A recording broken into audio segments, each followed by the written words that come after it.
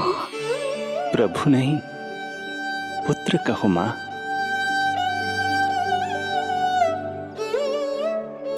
पुत्र, मेरा पुत्र, मेरा पुत्र।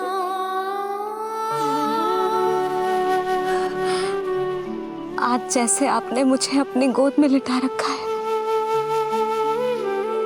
क्या कुछ ऐसा नहीं हो सकता कि शीघ्र ही मुझे आपको अपनी गोद में खिलाने का अवसर मिल जाए? आज तो मैं केवल मूर्छित हुई हूं, किंतु शीघ्र ही यदि मुझे आप पुत्र रूप में ना मिले तो मेरे प्राण चले जाएंगे। ऐसा ना कहो माँ।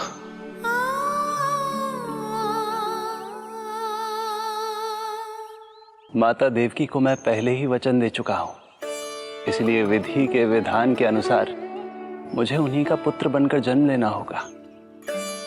किंतु आपकी आतुरता का अनुभव करने के बाद अब मैं भी आपका स्नेह पाने से स्वयं को और वंचित नहीं रख सकता।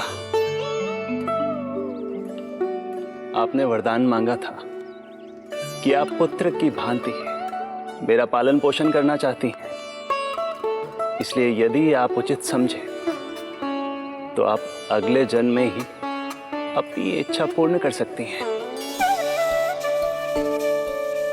जिस आयु में संतान को अपनी मां की ममता के आंचल की आवश्यकता सबसे अधिक होती है,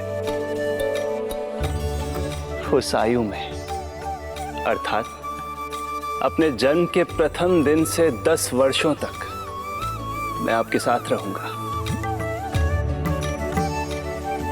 किंतु फिर मुझे अपनी जन्म देने वाली मां माता देवकी के पास लौटना होगा।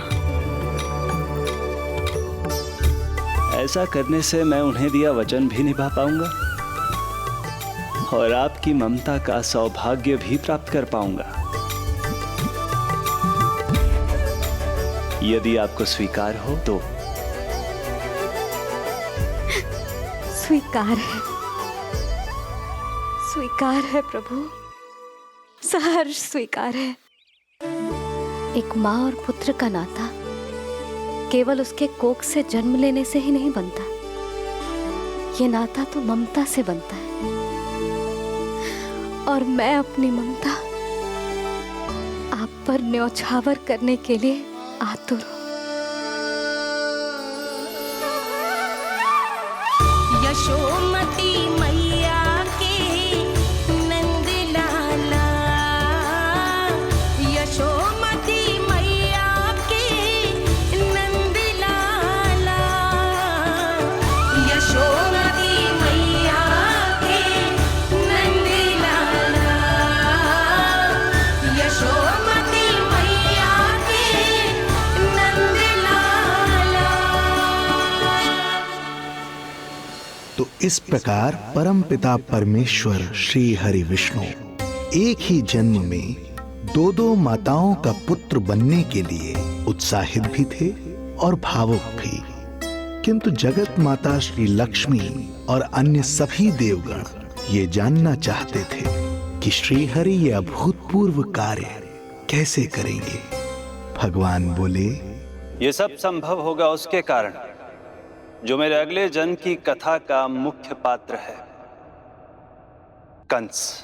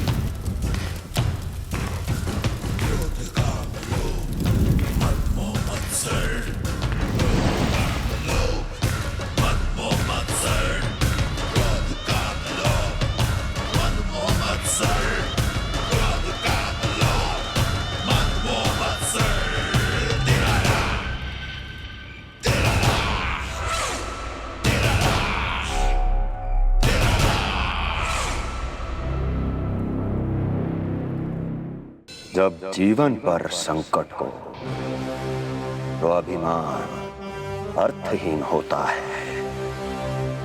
जब प्राणों पर बनाए तो सम्मान स्वाभिमान सब निरर्थक होता है। इन व्यर्थ के मूल्यों को बीच में मत आने दो।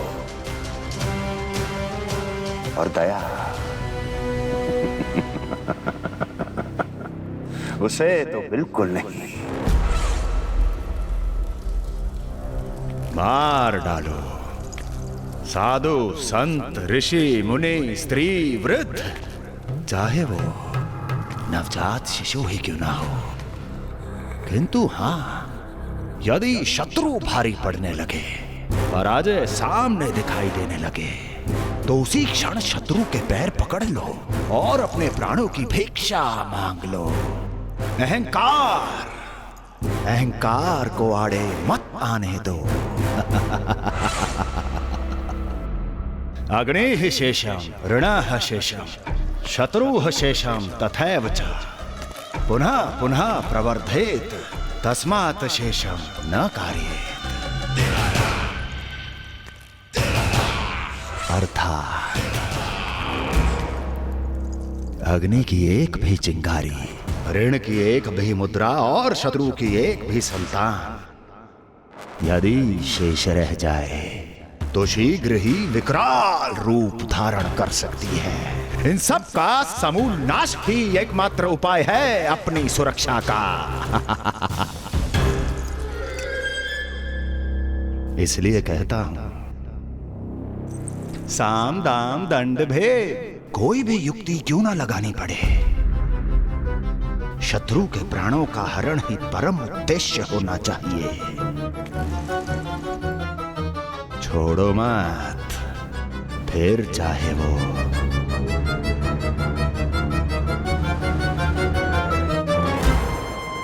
विष्णु ही क्यों ना हो।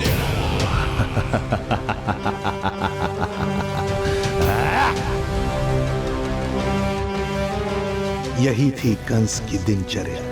वो प्रतिदिन स्वयं को स्मरण कराता था कि स्वार्थ के लिए किसी भी सीमा को तोड़ने में कुछ अनुचित नहीं है।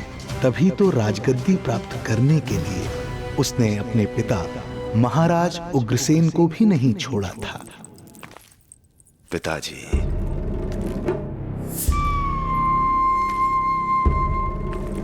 हो सके तो मुझे क्षमा कर दीजिएगा। कल्पना भी नहीं की थी कि मैं आपके साथ ऐसा व्यवहार करूंगा। आपको प्रतीत हो रहा होगा कि मैं क्रूर हूं, स्वार्थ में अंधा हो गया हूं, किंतु मैं विवश हूं।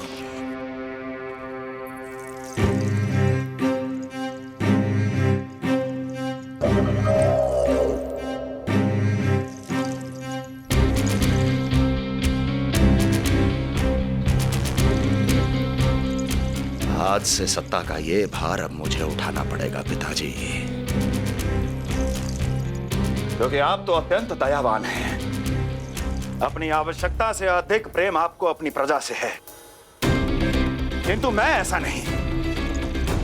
मैं अपने शत्रुओं का काल हूं, तभी तो मेरे प्रति दुर्भावना रखने वाले मेरे सम्मुख आने से पहले थर थर कांपते हैं। इसलिए मथुरा का राज सिंहासन मेरे साथ अधिक सुरक्षित रहेगा, क्योंकि मैं आपसे अधिक उपयुक्त हूं पिताजी। मेरा विश्वास कीजिए। हृदय पर गोवर्धन पर्वत रखकर मुझे यह निर्णय लेना पड़ रहा है पिताजी।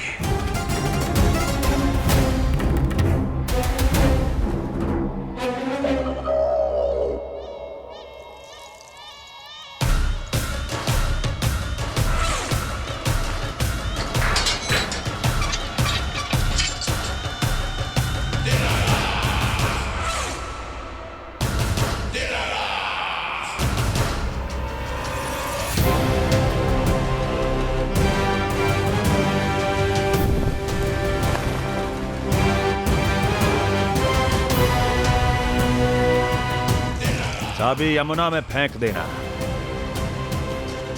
कोई कितना भी क्रूर, कठोर, राक्षस ही क्यों ना हो, किसी न किसी के लिए उसके हृदय में भी प्रेम उपजता ही है। कंस भी इस नियम का अपवाद नहीं था। इस संसार में एक जीवात्मा ऐसी भी थी जिसे वो स्वयं से भी अधिक स्नेह करता था, और वो थी उसकी लाडली बहन देवकी।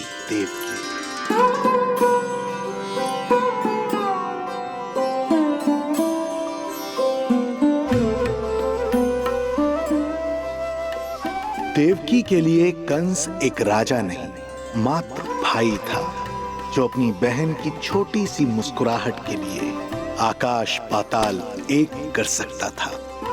अत्यंत धूमधाम से उसने अपनी देवकी का विवाह यादवराज वसुदेव के साथ संपन्न करवाया। रुको।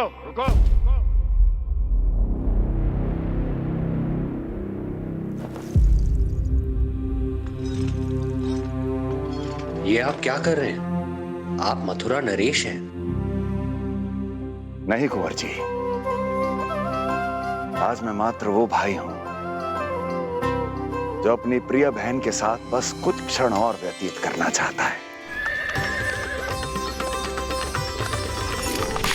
कंस के हृदय में देवकी के लिए उमड़ता प्रेम का सागर तब अचानक सूख गया जब उसने ये आकाशवाणी सुनी। महापापी अत्याचारी कंस,